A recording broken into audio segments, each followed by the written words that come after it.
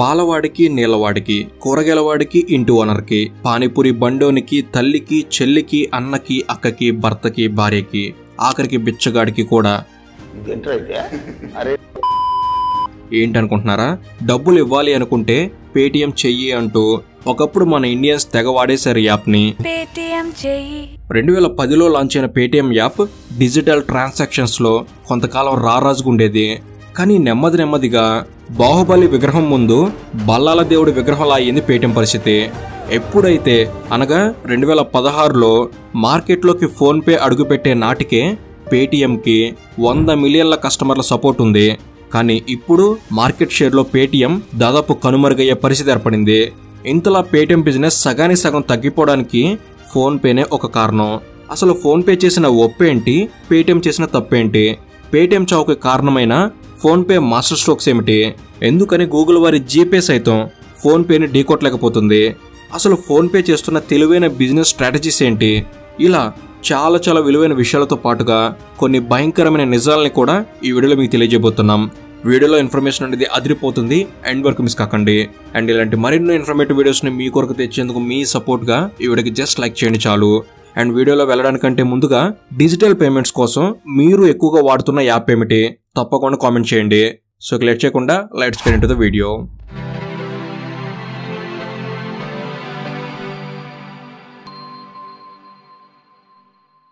జీతం పడేది ఫోన్పేలోనే, ఆ జీతం ఖర్చు అయ్యేది ఆ ఫోన్పేతోనే.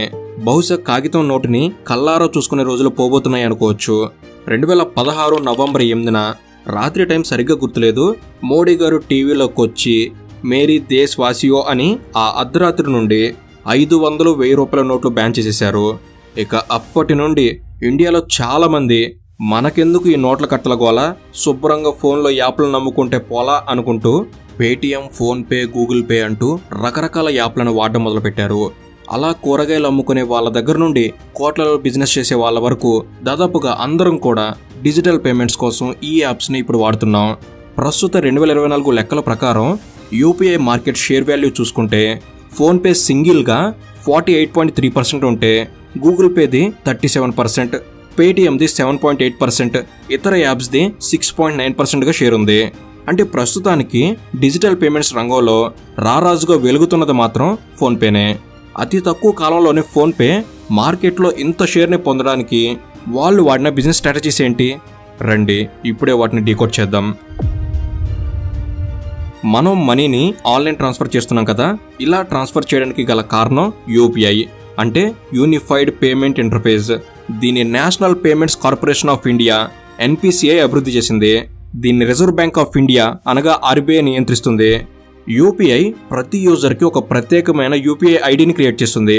ఆ ఐడితో యూజర్ వేరే వాళ్ళకి పేమెంట్ చేయడం, తీసుకోవడం చేయవచ్చు. ఇది ఒక బ్యాంకు నుంచి మరో బ్యాంకుకి మొబైల్ ఫోన్ ద్వారా చెల్లింపులకు అనుమతిస్తుంది. మొబైల్ ఫోన్లోని యాప్ ద్వారా ఈ పేమెంట్ చేయొచ్చు. యూపీఐ ద్వారా డబ్బుని 24/7 ట్రాన్స్ఫర్ చేసుకోవచ్చు. అయితే యూపీఐని వాడడానికి మీకు ఖచ్చితంగా బ్యాంక్ అకౌంట్ ఉండాలి. ఆ బ్యాంక్ మనీ ట్రాన్స్ఫర్ కోసం మీకు పర్మిషన్ ఇవ్వాలి. ఎస్బీఐ, హెచ్డిఎఫ్సి, ఐసిఐసిఐ లాంటి బ్యాంకులే కాకుండా ఇప్పుడు దాదాపు అన్ని బ్యాంక్స్ ఈ యూపీఐకి లింక్ అయి ఉన్నాయి. ఇక ఏ బ్యాంకులైతే యూపీఐ లావాదేవీలను అనుమతిస్తాయో వాటి లిస్ట్ని చూసుకుని మీ స్మార్ట్ ఫోన్లో యూపీఐ సపోర్ట్ చేసే యాప్ని ఇన్స్టాల్ చేసుకుంటే సరి. యూపీఐ కోసం గవర్నమెంట్ BHIM యాప్ని తీసుకొచ్చింది. దీన్ని ఎన్పిసిఐ డెవలప్ చేసింది. ఈ యాప్ కాకుండా ప్రైవేట్ యాప్స్ అయిన Paytm, PhonePe, Google pay apps ద్వారా కూడా మనం యూపీఐ ట్రాన్సాక్షన్స్ చేసుకోవచ్చు. అయితే ఎన్ని యాప్స్ అందుబాటులోకి వచ్చినా వాటిలో ప్రస్తుతం ఫోన్పే అనేది అతి తక్కువ టైంలోనే హైయెస్ట్ మార్కెట్ షేర్ వాల్యూతో ఇండియాలోని డిజిటల్ పేమెంట్ ప్లాట్ఫామ్స్లో ఒక తారలాగా మెరిసిపోతుంది. ఒక స్టార్టప్ కంపెనీ స్థాయి నుండి $multi-billion కంపెనీ స్థాయికి ఎదిగిన ఫోన్పేది నిజంగా ఒక ఇన్స్పిరేషనల్ స్టోరీ. ఇంత సక్సెస్ అనేది మొదలైంది కేవలం ముగ్గురితో. వారే సమీర్ నిగమ్, రాహుల్ చారి, అలాగే బర్జిన్ ఇంజనీర్. ఈ ముగ్గురి కోఫౌండర్లలో సమీర్, రాహుల్ వీరిద్దరూ కూడా ముంబై యూనివర్సిటీలో చదువుతున్నప్పుడే మంచి ఫ్రెండ్స్ అయ్యారు. ఇక సమీర్ బర్జిన్ని లాస్ ఏంజల్స్లో కలిశారు. తర్వాత వీరు ముగ్గురు కలిసి 2009లో మిమే 360 అనే ఒక డిజిటల్ డిస్ట్రిబ్యూషన్ ప్లాట్ఫామ్ని స్టార్ట్ చేశారు. ఇందులో సరేగమ, యూనివర్సల్ మ్యూజిక్, గానా వంటి పెద్ద క్లయింట్స్ ఆన్బోర్డ్లో ఉన్నారు. ఇక ఎప్పుడైతే ఫ్లిప్కార్ట్ అనేది డిజిటల్ డిస్ట్రిబ్యూషన్ ప్లాట్ఫామ్లోకి అడుగు పెట్టాలి అనుకుందో ఆ సమయంలో ఈ మిమే 360 కంపెనీని 2011లో కొనేసింది. దాంతో మంచి లాభంతో ఈ ముగ్గురు కలిసి స్టార్ట్ చేసిన ప్లాట్ఫామ్ని అమ్మివేశాక వీరిలో బర్జిన్ మరొక స్టార్టప్ కంపెనీలో జాయిన్ అయితే సమీర్ రాహుల్ మాత్రం ఫ్లిప్కార్ట్లో జాయిన్ అయ్యారు. సమీర్కి టెక్ ఇండస్ట్రీలో అపారమైన అనుభవం ఉండడమే కాకుండా ఏదైనా కొత్త పని చేయడంలో చాలా ముందుంటారు. ఇక రాహుల్కి సాఫ్ట్వేర్ డెవలప్మెంట్ మీద, టెక్నాలజీ సొల్యూషన్స్ మీద మంచి పట్టుంది. ఇక బర్జిన్కి ఏమో ఫైనాన్స్ అండ్ పేమెంట్స్ గురించి బాగా తెలుసు. రంగు, రుచి, చిక్కదనం కలిస్తే మంచి కాఫీ తయారైనట్టుగా ఈ ముగ్గురు కలిసి మంచి డిజిటల్ పేమెంట్ యాప్ని డెవలప్ చేశారు. అదే ఫోన్పే. అసలు ఫోన్పే ఆలోచన వీరికి ఎలా వచ్చింది అంటే దీనికి ముందు జరిగిన ఒక చిన్న సంఘటనే కారణం. 2014లో ఫ్లిప్కార్ట్లో బిగ్ బిలియన్ డేస్ని అనౌన్స్ చేశారు. ఇక తెలిసిందే కదా బిగ్ బిలియన్ డేస్ అంటే ఎలా ఉంటుందో మన వాళ్ళ షాపింగ్. ఈ ఆఫర్స్ టైంలో ఫ్లిప్కార్ట్కి విపరీతమైన ఆర్డర్స్ వచ్చాయి. చాలామంది ఆర్డర్స్ పెట్టుకున్నారు. కానీ పేమెంట్ విషయానికి వచ్చేసరికి ఆ టైంలో సైట్ క్రాష్ అయింది. ఆ టైంలో చాలామంది ఆన్లైన్ పేమెంట్ చేద్దామనుకున్నా కరెక్ట్ టైంకి పేమెంట్ చేయలేక ఆర్డర్స్ని క్యాన్సిల్ కూడా చేసుకున్నారు. అప్పుడే సమీర్ రాహుల్కి మంచి ఆలోచన వచ్చింది. ఆ చిన్న ఐడియా వారి జీవితాన్ని మార్చేసింది. పేమెంట్స్, ఫైనాన్షియల్ సర్వీసెస్ సింపుల్గా ఉండే విధంగా ఒక యాప్ని డెవలప్ చేయాలనుకున్నారు. వారి ఆలోచనని వారి ఫ్రెండ్ బెర్జిన్తో చెప్పారు. ఇక ముగ్గురు కలిసి 2015లో ఫోన్పేని డెవలప్ చేయడం స్టార్ట్ చేసి డిసెంబర్లో యాప్ను లాంచ్ చేశారు. వీళ్ళు ఈ యాప్ను లాంచ్ చేసిన టైమింగ్ మామూలుగా లేదు. ఎందుకంటే 2016లో ఇండియాలో 3 మేజర్ ఈవెంట్స్ జరిగాయి. 2016 ఏప్రిల్లో ఎన్పిసిఐ యూపీఐని లాంచ్ చేసింది. ఇక సెప్టెంబర్ 5న జియో లాంచ్ అయింది. ఇక నవంబర్ 8న మోడీ గారు డిమానిటైజేషన్ అనౌన్స్ చేశారు. జియో లాంచ్తో ఇండియాలో ఇంటర్నెట్ యూసేజ్ అనేది ఎంతలా పెరిగిపోయిందో నేను ప్రత్యేకంగా చెప్పక్కర్లేదు. ఇటు ఇంటర్నెట్ వాడకం పెరిగిపోవడం, అటు నోట్ల రద్దు అవ్వడం జరిగేసరికి ఇక చాలా మంది ఆన్లైన్ పేమెంట్ని ఎక్కువగా ఎంచుకున్నారు. ఇక అప్పటి నుండి కంపెనీలన్నీ కస్టమర్ల శాలరీ ఎంత, వారు ఎక్కడ షాపింగ్ చేస్తున్నారు, ఎక్కడ ఇన్వెస్ట్ చేస్తున్నారు, ఎందులో ఎక్కువగా ఖర్చు చేస్తున్నారు వంటి డేటాని తెలుసుకొని కస్టమర్లకు తగ్గట్టుగా వాళ్ళ ప్రొడక్ట్స్ని, సర్వీసెస్ని మార్చుకుంటూ వస్తున్నాయి. ముఖ్యంగా ఫైనాన్స్ రంగంలో ఉన్న కంపెనీలు ముందుగా కస్టమర్ల నమ్మకాన్ని పొంది ఆ తర్వాత వాళ్ళ డేటాని సంపాదించి దానికి తగ్గట్టుగా వారి సర్వీసెస్ని పెంచుకుంటూ వస్తున్నాయి. ఇంకా సింపుల్గా చెప్పాలంటే ఫైనాన్స్ కంపెనీల యాప్లు యూపీఐ ట్రాన్సాక్షన్స్ని ఫ్రీగా ఇచ్చి కస్టమర్ల నమ్మకాన్ని నిలబెట్టుకొని దాని ద్వారా డేటాని పొంది insurance, loans, e commerce items sale వంటి సర్వీసెస్ని అందించి వారి బిజినెస్ని పెంచుకుంటున్నాయి. ఇక్కడ కస్టమర్ల నమ్మకం అనేది చాలా ఇంపార్టెంట్. ఇక ఈ డిజిటల్ పేమెంట్ యాప్స్ కస్టమర్ల నమ్మకాన్ని పొందడం కోసం, వారి యాప్స్ వినియోగాన్ని పెంచుకోవడం కోసం క్యాష్ బ్యాక్ ఆఫర్స్ని ఇస్తుంటాయి. ఫోన్పే, పేటిఎం, జీపే వంటి యాప్స్ క్యాష్ బ్యాక్ ఆఫర్స్ని ఇస్తున్నప్పటికీ కస్టమర్స్ ఆ కంపెనీలకు లాయల్టీగా ఉంటారన్న గ్యారంటీ లేదు. అందుకే కంపెనీలకు కస్టమర్లను నిలుపుకోవడం ఎంత అవసరమో కస్టమర్స్ని మానిటైజ్ చేయడానికి స్ట్రాంగ్ బిజినెస్ మోడల్ ఉండడం కూడా అంతే అవసరం. ఫోన్పే ఈ రెండిటితో తన బిజినెస్ మొదలుపెట్టింది. అందుకే ఇప్పుడు ఫోన్పేకి మార్కెట్లో మ్యాక్సిమం షేర్ ఉండడమే కాకుండా ఇండియాలో అధిక లాభాలను పొందిన ఓన్లీ యూపీఐ యాప్గా నిలిచింది. Customers retention, strong business model, ఈ రెండింటి టార్గెట్స్ని అచీవ్ చేయడానికి ఇతర కంపెనీలకు భిన్నంగా ఫోన్పే అసలు ఏం చేసిందో ఇప్పుడు మనం చూద్దాం. మామూలుగా డిజిటల్ పేమెంట్ యాప్స్ యొక్క బిజినెస్ మోడల్ అనేది 2 విషయాలపై ఆధారపడి ఉంటుంది.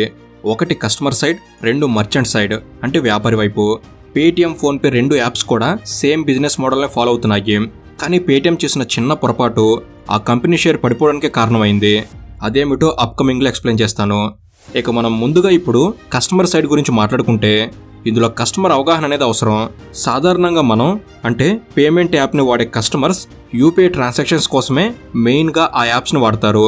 Current bill, phone recharge, DTH recharge, train, bus tickets bookings అనేవి సెకండరీ. అయితే ఇక్కడ పేటిఎం అనేది ఈ మొత్తం సర్వీసెస్లను అందించి సూపర్ యాప్ అయితే అయ్యింది. కానీ ఆ హడావిడిలో కంపెనీ అసలు విషయం అయిన యూపీఐని అంతగా పట్టించుకోలేకపోయింది. యూపీఐని ఒక యాడ్ ఆన్ ఫ్యూచర్ లాగా అందులో మెయింటైన్ చేస్తూ వచ్చారు. అక్కడే పడింది పేటిఎంకి గట్టి మాస్టర్ స్ట్రోక్. ఇటు ఫోన్పే విషయానికి వస్తే ఫోన్పే ఫుల్ ఫోకస్ అంతా యూపీఐ మీదనే ఉంచింది. మిగతావి అంటే రీఛార్జెస్, టికెట్స్ బుకింగ్ వంటివి యాడ్ ఆన్గా ఉన్నాయి. జనాలకి వారి అవసరాలు తీర్చే simple, fast, user friendly interface కావాలి.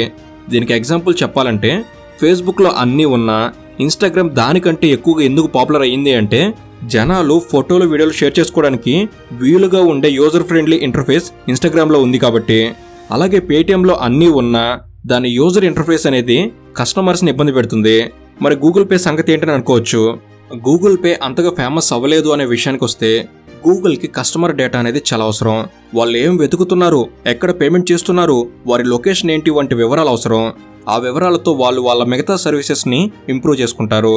అంటే కస్టమర్ రోజు కాఫీ షాప్లో ఎక్కువగా పేమెంట్ చేస్తున్నాడు అంటే ఇక గూగుల్ ఆ డేటాతో దగ్గరలోని కాఫీ షాప్ వివరాలని యాడ్స్గా చూపించడం, ఫేమస్ కాఫీ షాప్ వీడియోలను రికమెండ్ చేయడం వంటివి చేస్తుంది. అందుకే గూగుల్ పే మొదట్లో పేమెంట్ చేయడానికి కస్టమర్స్ లొకేషన్ తీసుకునేది. దానివల్ల పేమెంట్ చేయడానికి యాప్ నెమ్మదిగా ఉండేది.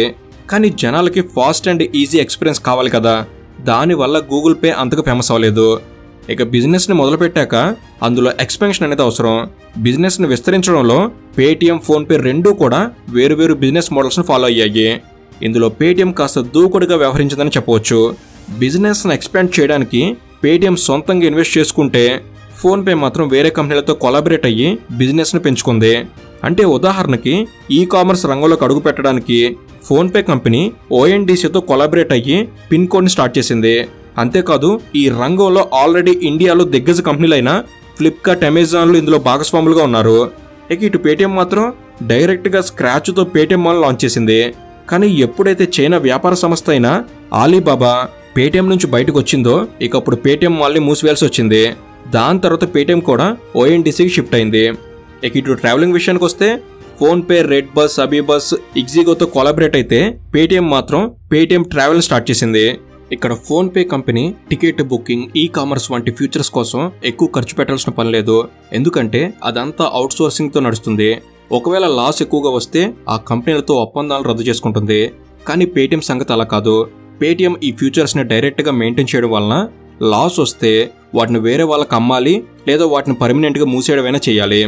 ఇక మరొక విషయానికి వస్తే ఏ కంపెనీ అయినా సరే నడవాలి అంటే గవర్నమెంట్ రూల్స్ అండ్ రెగ్యులేషన్స్ని ఖచ్చితంగా ఫాలో కావాల్సిందే. వాటిని కనుక వదిలేస్తే గవర్నమెంట్ ఆ బిజినెస్ పై రెస్ట్రిక్షన్స్ పెడుతుంది. దానివల్ల కంపెనీపై ప్రజల్లో నమ్మకం పోతుంది. ఈ విషయంలో పేటిఎం భారీ మూల్యాన్ని చెల్లించింది. పేటిఎం ఎప్పటికప్పుడు చాలాసార్లు reserve bank of India, RBI రెగ్యులేషన్స్ను ఫాలో అవ్వలేదు. దాంతో ఆర్బీఐ పేటిఎంపై రిస్ట్రిక్షన్స్ పెట్టింది. పేటిఎం పేమెంట్స్ బ్యాంక్పై ఆర్బీఐ ఆంక్షలు విధించడంతో కస్టమర్స్కి పేటిఎంపై నమ్మకం పోయింది. దాంతో చాలామంది PhonePe, BHIM app, Google Pay వైపు మళ్ళారు. ఎంతలా అంటే ఒక్క రోజులోనే 2.79 లక్షల మంది ఫోన్పే యాప్ని డౌన్లోడ్ చేసుకున్నారు. అది ఫోన్పేకి బాగా కలిసి వచ్చింది. ఆర్బీఐ రిస్ట్రిక్షన్స్ వల్ల షేర్ మార్కెట్లో తక్కువ టైంలోనే పేటిఎం షేర్ ధర 730 నుంచి దాదాపు 400కు పడిపోయింది.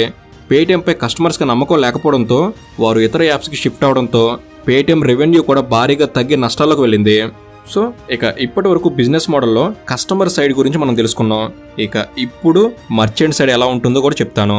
పేమెంట్ యాప్స్ కస్టమర్స్ కోసం రకరకాల ఫీచర్స్ని అందించినప్పటికీ మర్చెంట్ సైడ్ వచ్చేటప్పటికి ఇది ఎక్కువగా లోన్స్పై ఆధారపడి ఉంటుంది. చిన్న మధ్యతరగతి వ్యాపారస్తులకు లోన్ ఇవ్వడానికి బ్యాంకులు భయపడుతూ ఉంటాయి. ఎందుకంటే వారికి ఎంత బిజినెస్ అవుతుందో వారికి తెలియదు కాబట్టి. కానీ ఈ పేమెంట్స్ యాప్స్లో వ్యాపారస్తుల వివరాలు ఉంటాయి. వారికి ఎంత బిజినెస్ జరుగుతుంది, వారికి ఎంతవరకు లోన్ అమౌంట్ ఇవ్వచ్చు వంటి వివరాలు ఈ యాప్స్ దగ్గర ఉంటాయి. అంతేకాదు ఈ యాప్స్లో లోన్ తీసుకుంటే వారు ఒకేసారి పే చేయకుండా రోజు లేదా వారానికి ఆటోమేటిక్గా పేమెంట్ కట్ అవుతుంది. దానివల్ల షాప్ ఓనర్స్కి ఒకేసారి భారం పడదు. దీనివల్ల అతను ఈజీగా లోన్ కూడా తీసుకోవచ్చు. దానికోసం మర్చెంట్స్ ఈ యాప్లో ఆన్బోర్డ్ అవ్వాల్సి ఉంటుంది. ఇక మర్చెంట్స్ ఆన్బోర్డ్ అవ్వడం కోసం పేటిఎం 2019లో ఒక మైండ్ బ్లోయింగ్ ప్రోడక్ట్తో వచ్చింది. అదే పేటిఎం సౌండ్ బాక్స్. ఇది మార్కెట్లో పేటిఎం తిరిగి కంబ్యాక్ ఇవ్వడానికి ఎంతగానో ఉపయోగపడింది. షాప్ ఓనర్స్కి ఈ పేటిఎం సౌండ్ బాక్స్ అనేది ఒక గేమ్ చేంజర్ లాగా పనిచేసింది. కస్టమర్ మనీని ట్రాన్స్ఫర్ చేసిన ప్రతిసారి ఫోన్లో అమౌంట్ని చెక్ చేసుకోవడం అనేది అప్పటి వరకు వ్యాపారస్తులకు కాస్త కష్టంగానే ఉండేది. కానీ ఈ సౌండ్ బాక్స్ రాకతో కస్టమర్ ఎంత అమౌంట్ పే చేసాడు అనేది వాయిస్తో ఈజీగా తెలిసిపోతుంది. పేటిఎం మొదట్లో ఈ సౌండ్ బాక్స్ రెంటల్ కాస్ట్ నెలకి 125 రూపాయలు తీసుకునేది. దానివల్ల చాలామంది మర్చెంట్స్ ఈ యాప్లో ఆన్బోర్డ్ అయ్యారు. ఈ సౌండ్ బాక్స్ వల్ల పేటిఎంకి ఆదాయం రావడంతో పాటు వాళ్ళకి లోన్లు ఇవ్వడం, ఇతర సర్వీసులు ఇవ్వడం వంటి వాటితో లాభాలు జరిగాయి. ఈ సౌండ్ బాక్స్ వలన 2023 లెక్కల ప్రకారం దాదాపు 83 లక్షల మంది వ్యాపారులు పేటిఎం సబ్స్క్రిప్షన్ తీసుకున్నారు. దానివల్ల ఒక్క నెలలోనే 5,194 కోట్ల లోన్లు కూడా ఇచ్చారు. ఇక ఇటు ఫోన్పే విషయానికి వస్తే ఫోన్పే సౌండ్ బాక్స్ని కాస్త లేట్గా 2022లో లాంచ్ చేశారు. సౌండ్ బాక్స్ విషయంలో పేటిఎం కంపెనీని బీట్ చేయడం కోసం ఫోన్పే సౌండ్ బాక్స్ని చాలా తక్కువ ప్రైస్కి నెలకి కేవలం 50 రూపాయల రెంటల్ ఫీజుతో పేమెంట్ నోటిఫికేషన్స్ని 11 ఇండియన్ భాషల్లో 4 రోజుల బ్యాటరీ లైఫ్తో 50 రూపాయల డోర్ స్టెప్ ఇన్స్టాలేషన్తో లాంచ్ చేసింది. అంతేకాదు వ్యాపారి ఒక నెలలో 25 కంటే ఎక్కువ ట్రాన్సాక్షన్స్ కనుక చేస్తే ఆ నెల రెంటల్ కాస్ట్ కేవలం రూపాయే అని ఆఫర్ ఇచ్చి లైఫ్ టైం ఫ్రీ రీప్లేస్మెంట్ ఆఫర్ని కూడా ప్రకటించింది ఫోన్పే. అంతేకాదు వ్యాపారస్తులను అట్రాక్ట్ చేసుకోవడం కోసం అమితాబ్ బచ్చన్ వాయిస్తో స్పీకర్లో పేమెంట్ నోటిఫికేషన్ వచ్చేలా ఏర్పాటు కూడా చేసింది. ఫోన్పే ఈ సౌండ్ బాక్స్ని లాస్ట్లో అమ్మినా కూడా వాళ్ళ టార్గెట్ అంతా వీలైనంత ఎక్కువ సబ్స్క్రిప్షన్స్, వారికి ఎక్కువ లోన్స్ ఇవ్వడం. ఈ విషయంలో ఫోన్పే స్ట్రాటజీ పనిచేసింది. 1 సంవత్సరం కాలంలోనే దాదాపు 40 లక్షల ఫోన్పే సౌండ్ బాక్సులని వ్యాపారస్తులు ఏర్పాటు చేసుకున్నారు. ఇక చివరగా ఈ ఫోన్పే, పేటిఎం బిజినెస్ కాంపిటీషన్స్లో మనం కొన్ని ముఖ్యమైన విషయాలు తెలుసుకోవచ్చు.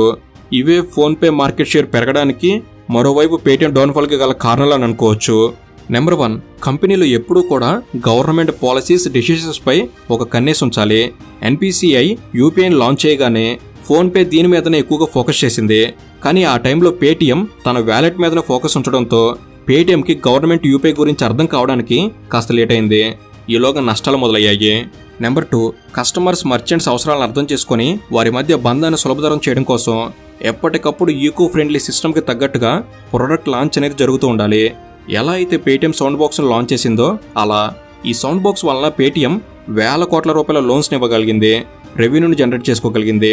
ఇంతలో ఇదే స్ట్రాటజీని ఫోన్పే కాపీ కొట్టి ఇంకాస్త షుగర్ని యాడ్ చేసి కస్టమర్లకు మరింత టేస్టీగా సర్వ్ చేసి నీకంటే నేనేం తక్కువ కాదు అని ఫోన్పే సైతం మంచి లాభాలను బుట్టలో వేసుకుంది. ఇక నెంబర్ 3, ఏ కంపెనీకైనా ఫోకస్ అనేది మెయిన్గా ఉండాలి. ఫోన్పే ఫోకస్ అంతా మొదటి నుంచి కూడా యూపీఐ మీదనే ఉంది. కానీ పేటిఎం అన్ని విషయాల్లో దూరి తన ఫోకస్ని దేని మీద పెట్టకుండా కస్టమర్స్ లాయల్టీని పోగొట్టుకుంది.